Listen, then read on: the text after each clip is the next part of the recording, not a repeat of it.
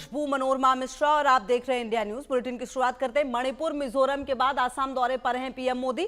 आपको बता दें, आसाम में बायो एथेनॉल संयंत्र का उद्घाटन करेंगे पीएम। 18,530 करोड़ रुपए की परियोजनाओं की सौगात देंगे। अहम जानकारी आपको दे रहे, दरंग में जनसभा को भी संबोधित करेंगे पीएम मोदी। तो आपको बताएं कि मणिपुर और मिजोरम के बाद अब आसाम दौरे पर पीएम मोदी। बायो एथेनॉल संयंत्र का उद्घाटन करेंगे पीएम और इसके अलावा आपको बताएं दरंग में जनसभा को भी संबोधित करेंगे।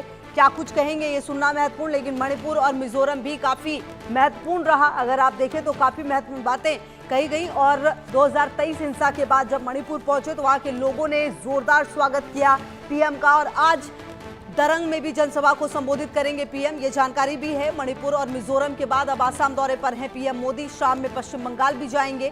तो कहीं ना कहीं जो ये पूरा दौरा है वो बेहद खास है। बायो एथेनॉल संयंत्र का भी उद्घाटन होने वाला है। सौगातों का दिन आसाम के लिए आप कह सकते हैं, क्योंकि आज पीएम को आसाम जाना है।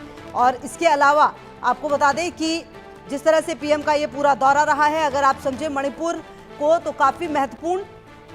पीएम आज आसाम में होंगे और कई परियोजनाएं, जी हां, आपको बता दें कि कई विकास परियोजनाओं का उद्घाटन होने वाला है।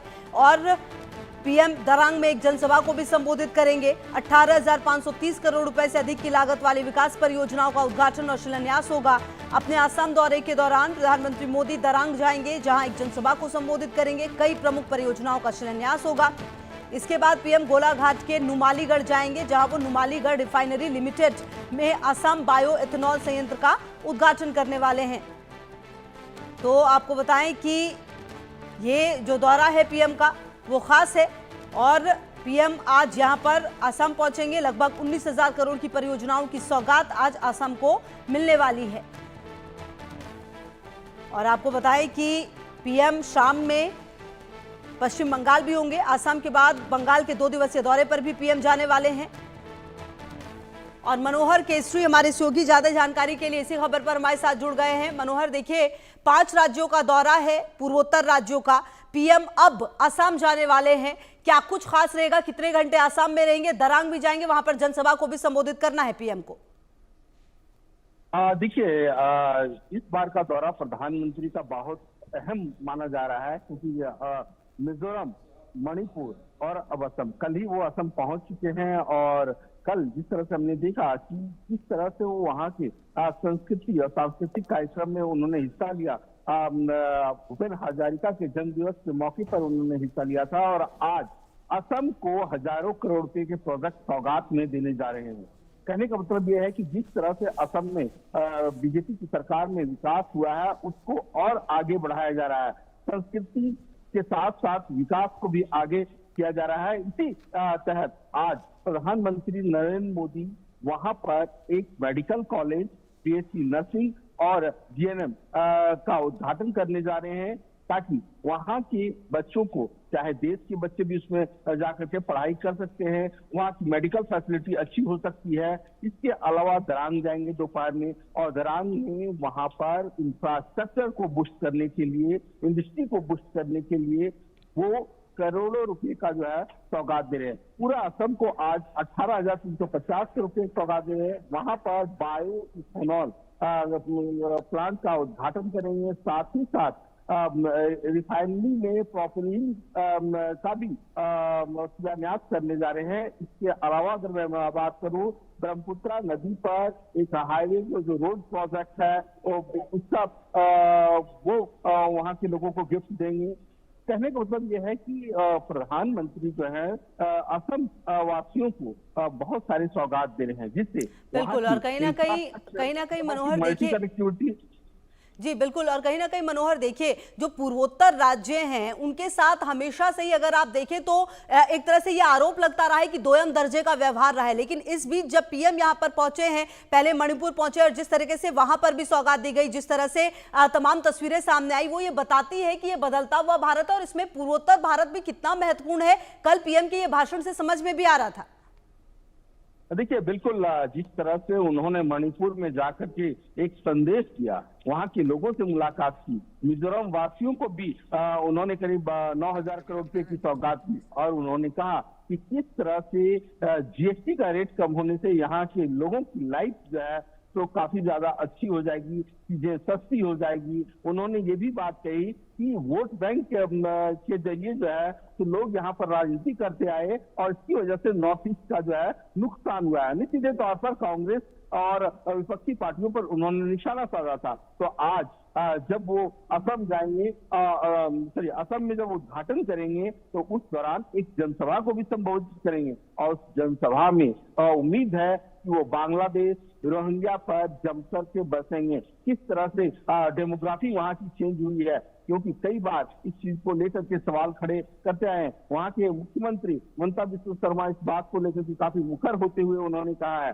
तो ऐसे में अब इंतजार करना पड़ेगा, क्योंकि हमने कल दोनों राज्यों में देखा कि प्रधानमंत्री ने सौगात की हरी झंडी लगा दी और उसके बाद 15 तारीख यानी सोमवार को वो पश्चिम बंगाल जाएंगे और पश्चिम बंगाल में वहां पर 15वें कमांडर कॉन्फ्रेंस को संबोधित करेंगे। उसका थीम भी है ईयर ऑफ रिफॉर्म। किस तरह से उनके कार्य प्रणाली को लेकर के रिफॉर्म्स की जरूरत है, किस तरह से अगर वो तैनात होते हैं या अपने एक्शन में नजर आते हैं तो किस तरह के अप्रोच अपनाना है, किस तरह की जरूरतों को आगे बढ़ाना है, इन सारी चीजों को लेकर के कल वो अपने संबोधन में दिखाएंगे।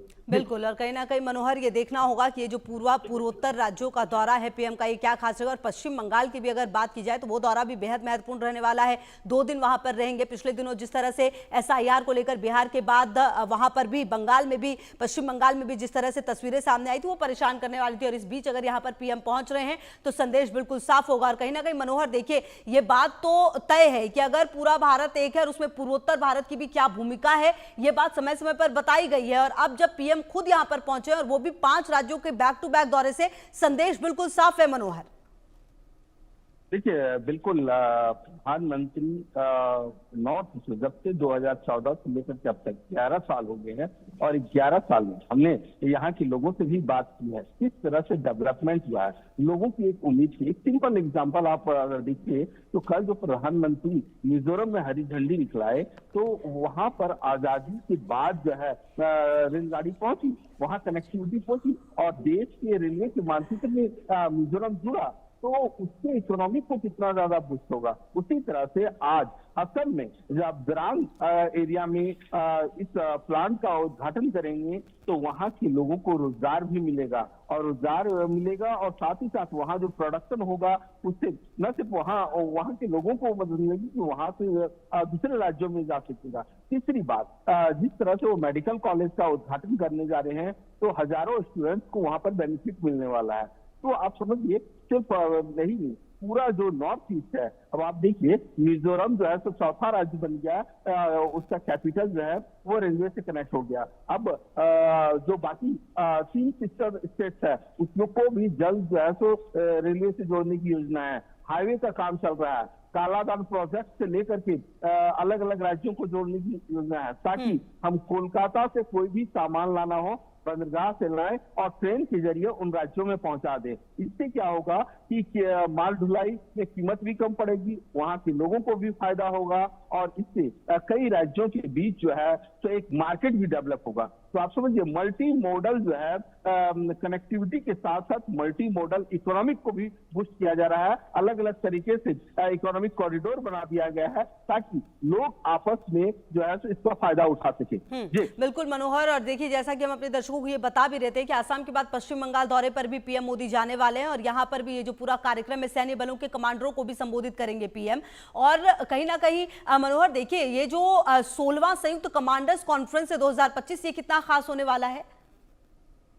देखिए काफी इम्पोर्टेंट है और इसके जरिए प्रधानमंत्री गृह मंत्र भी देने वाले हैं, क्योंकि इसकी थीम ही है ईयर ऑफ रिफॉर्म।